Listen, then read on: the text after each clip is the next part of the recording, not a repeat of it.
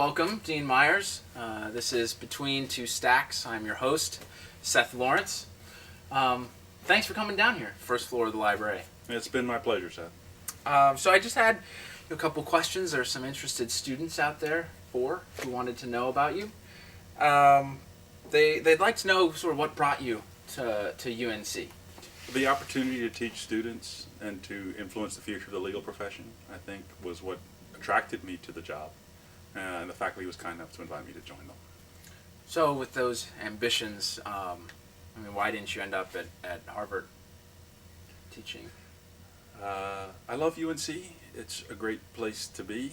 I don't consider this a failure in any way. I think I'm exactly where I should be and want to be. Okay. That's what I told myself too when I got in here. All Seth, I think you may have exceeded your potential when we let you in. right. Well, okay. So you came here to UNC and then you went out into the real world and That's right. came back. Does UNC help out all of its students like that, or just those, like you? Not everyone who's graduated UNC is invited back. I'm not sure. Why did they invite you back? I like to think it was because I was talented and interesting and had an interesting potential academic career. Not, help the diversity at UNC? I don't. They certainly don't tell us that. Seth?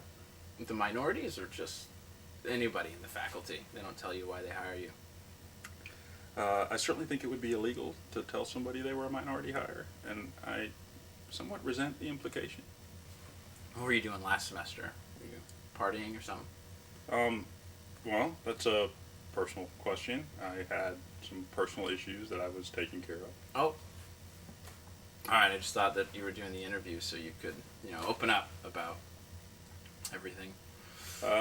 Come clean or whatever.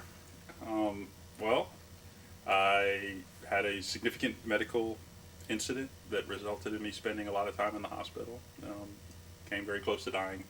Oh. But I'm glad to be back. Sorry. How far did the shank go? Again, a personal question. I'm just curious. I've taken classes with Professor Orth, and I've seen Professor Day walk around. I just wasn't sure if there's a special dress code for deans or not. Well, I like my blue blazer. I think it's my signature sartorial style. But is it just an allowance that they make for you? Well, Seth, we make allowances for special people around here a lot. Mm. And you've benefited from that. I hadn't noticed.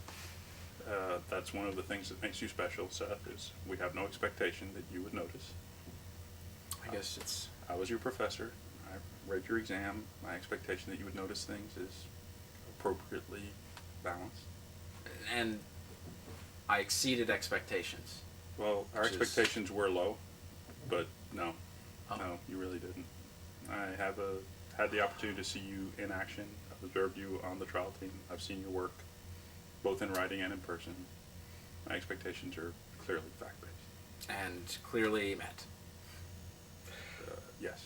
Couldn't be lower, but clearly met. So I superseded your expectations. Subseeded, if that's at all possible. I expected you on a low trajectory and going down, and you've met that. Okay. All right. I guess I'll just end it there. Really appreciate your frank and honest opinion. I think your time in unemployment will ultimately be good for your soul, Seth. Yeah. Well, thank you for coming and viewing this for all of you viewers out there. And thank you, Dean Myers, for coming.